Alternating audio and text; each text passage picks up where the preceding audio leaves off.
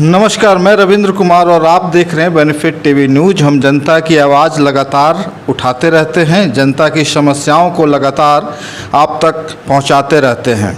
नए नए जो नियम कानून बनते हैं उनसे जनता कितना प्रभावित होगी इसके बारे में ही आपको बताते रहते हैं।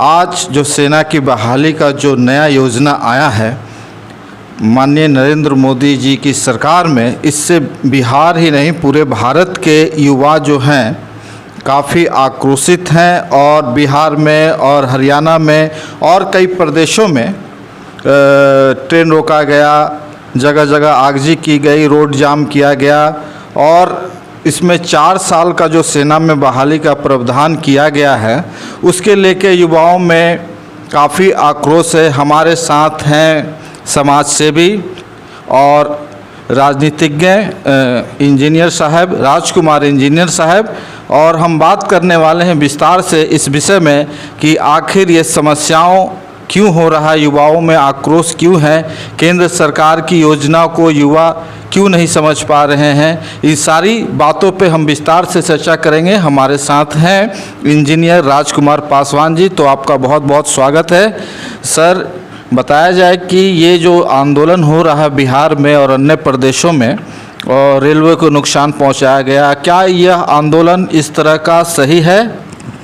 हेलो, मैं आपका हार्दिक स्वागत करते हैं। इस तरह से आप समस्या को लाते हैं हमेशा, इसके लिए। अभी हाल के कुछ दिनों में हम लोग सुने हैं, खास करके माननीय जो हम लोग के रक्षा मंत्री हैं श्री राजनाथ सिंह जी, उनके द्वारा ऐलान किया गया था कि यहाँ भारतीय सैनिक में सेना में अग्निपथ योजना के तहत 4 साल के लिए युवाओं को भर्ती किया जाएगा। 4 साल में उनका उम्र रहेगा 17 से 21 वर्ष के बीच में, जिसके तहत उनका अपॉइंटमेंट होगा। उसका मासिक वेतन करीब करीब 30 से 40 हज़ार रुपया रहेगा। लेकिन सवाल है कि युवाओं में ये बात सुनकर के काफ़ी असंतोष हो रहा है कि 4 साल ही क्यों? 4 साल मतलब कि यदि 17 साल में यदि कोई ज्वाइन करता है लड़का, तो 4 साल में 21 साल में वो रिटायर कर जाएगा। तो 21 साल के बाद वो क्या करेगा? उसमें जो प्रावधान है, जहाँ तक हमको जानकारी है कि जो अग्निपथ के तहत जिसका रिक्रूटमेंट होगा, उस मैंने 46 हज़ार लोगों का इस साल है, जैसा कि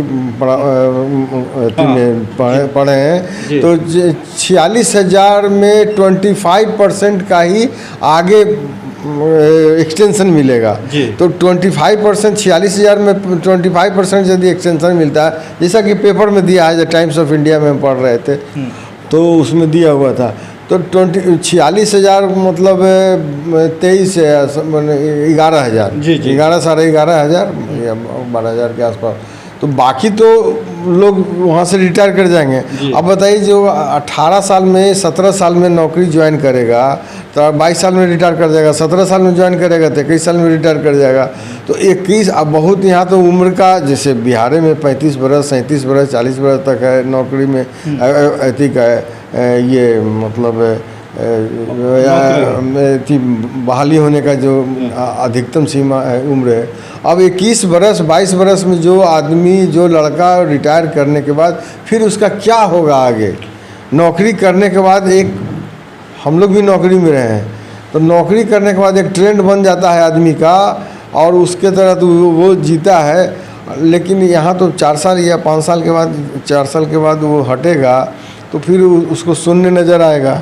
इसीलिए इतना मेरी समझ से इतना विद्रोह हो रहा है। नहीं, सरकार कहा है कि उनको सर्टिफिकेट मिलेगा और उसके आधार पर और भी अन्य संस्थानों में उनको प्रेफरेंस दिया जाएगा, वैकेंसी निकाला जाएगा। प्राइवेट संस्थान में भी इच्छुक लोग उनको ले सकते हैं। एक तरह से माना जाए तो ये क्रेडिट हो जाएगा और दूसरी बात है कि देश सेवा भी हो जाएगा। तो बिहार और अन्य प्रदेश के युवाओं जो इस तरह का आंदोलन, उग्र आंदोलन कर रहे हैं, वो कहाँ तक आपको सही लगता है? देखिए, ये जो है पहले से प्रावधान है जो मिलिट्री से रिटायर करता है उसको अन्य जगह मतलब नौकरी में प्राथमिकता दिया जाता है। इवन आप बहुत लोग को देखे होंगे कि आईएएस में भी वो आ जाते हैं, वहाँ से रिटायर किए फिर तैयारी किए, उसके बाद उसमें आईएएस के परीक्षा में भी क्वालिफाई करते हैं, उसमें भी पास करते हैं, उनका वहाँ भी एक तरह से आरक्षण रहता है। तो ये कोई नया चीज़ नहीं है कि वो रिटायर करेंगे तो उनको प्राथमिकता दिया जाएगा हर एक जगह। उग्र आंदोलन हो रहा है। हाँ, उग्र आंदोलन, चूँकि नौजुवक लोग अपने आप को समझ रहे हैं कि हम 4 साल के बाद क्या करेंगे। यहाँ पर मेन उनके यही समझ में नहीं आ रहा है कि हम 4 साल नौकरी करने के बाद क्या करेंगे, तो इसीलिए वो बेचारे फ्रस्ट्रेशन में इस तरह के काम कर रहे हैं। सरकारी संपत्तियों को और देश की संपत्तियों को नुकसान नहीं, ये तो गलत बात है।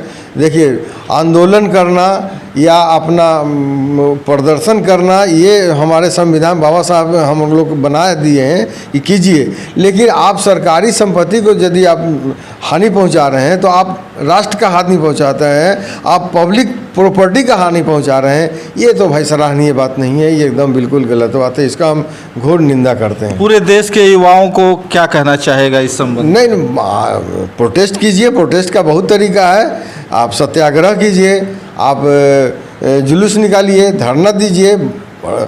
गांधी जी इतना बड़ा आंदोलन किए, अंग्रेज से लड़े, कोनो ऐसा थोड़े है कि नहीं हुआ। तो लेकिन सरकारी संपत्ति को बर्बाद करके ये सराहनीय बात नहीं है, इसका हम विरोध करते हैं।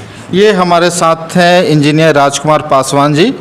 आप विरोध कीजिए, जरूर विरोध कीजिए, गलत का विरोध होना चाहिए, लेकिन सरकारी संपत्तियों को नुकसान पहुंचा के नहीं, शांतिपूर्ण ढंग से और संवैधानिक तरीके से विरोध कीजिए। सरकार तक आपकी आवाज़ जरूर पहुंचेगी। अगर ये वीडियो अच्छा लगा तो ज़्यादा से ज़्यादा शेयर कीजिए, देश हित में शेयर कीजिए। जय हिंद, जय भारत।